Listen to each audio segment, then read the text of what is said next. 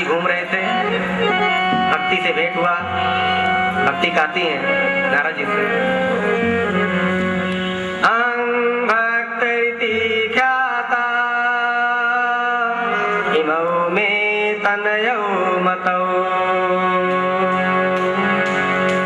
काल योगेन जरे जरा। नारद जी, ये मेरे दो पुत्र हैं, ज्ञान और वैराग्य। स्वरूपिणे वृंदारूपं वसितं। जब कुछ समय के लिए मैं यंग हो गई, लेकिन इन मेरे दो पुत्रों पर कोई प्रभाव नहीं पड़ा। वृंदावन क्षेत्र, अयोध्या क्षेत्र, अयोध्या मथुरा माया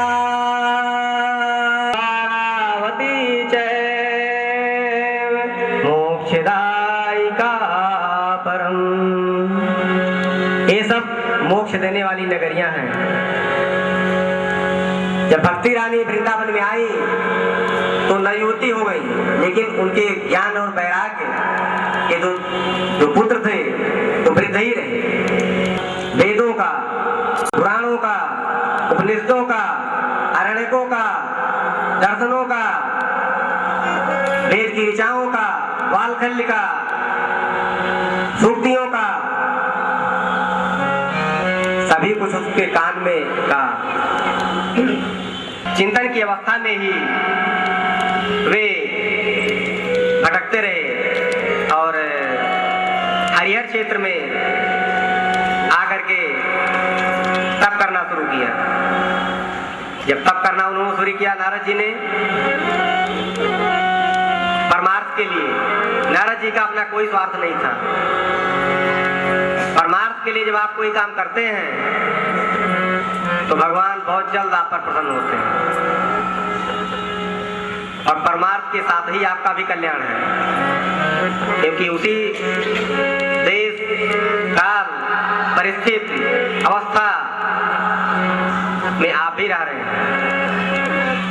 जिस समय का, देश का, काल का, परिस्थिति का व्यवहार आपके समय में होगा, वही आचरण, वही व्यवहार, वही व्यक्तित्व आपकी संतति जनरेशन में भी आएगी।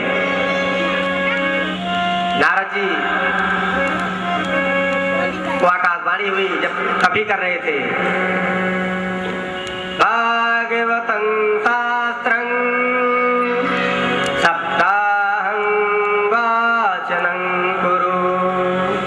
हे नारद, श्रीमद् भागवत का सप्ताह वाचन करो। नारद जी को ब्रह्मा जी ने भागवत तो सुना दी थी, लेकिन वह केवल 4 श्लोक की भागवत थी, जो चतुश्लोकी भागवत के नाम से जानी जाती है। अहमेवास्मेवाग्रे नान्यत् यत् सत् सत् परम् पश्चादहं यदेतच्च यो अविशिष्येत सोऽस्म्यहम्। ऋते अर्थं यत् प्रतीयेत् न प्रतीयेत् चात्मनि तद्विद्यात्मनो माया यथा भासो यथा तमः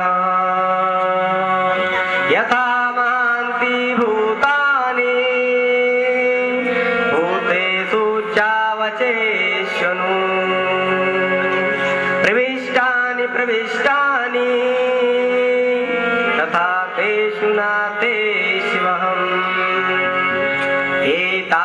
एतावदेव जिज्ञासुन्तं जिज्ञासुनायात्मना अन्वयव्यतिरेकाभ्यां यः स्यात् सर्वत्र सदा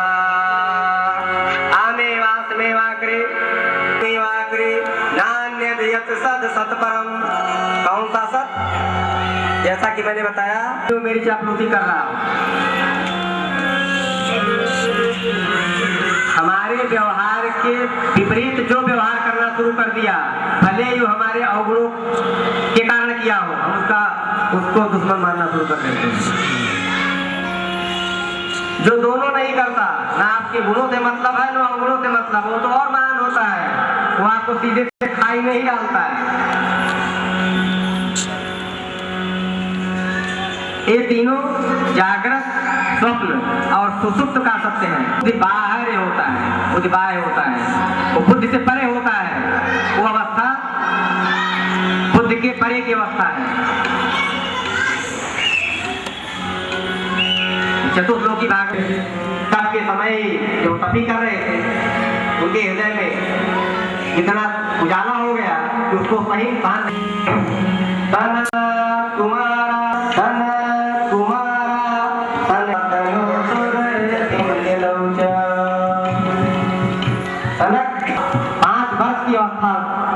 उनकी हमेशा बनी रही, क्योंकि जब काम हो गया,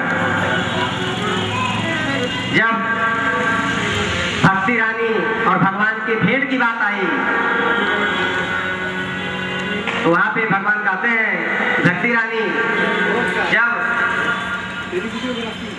कहीं श्रीमद् भागवत या कोई भी जो पार ब्रह्म परमेश्वर के साक्षात अवतार है, वहां कथा होगी, तो आप कैसे जाएंगी?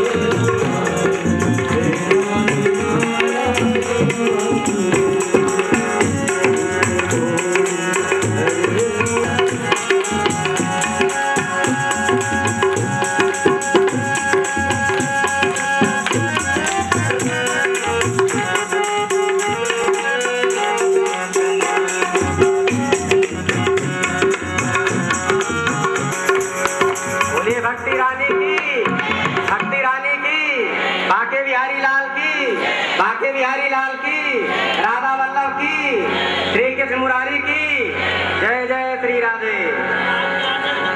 आज के आनंद की, भक्त वत्सल की, गुरुदेव महाराज की, माता पिता की जय जय श्री राधे।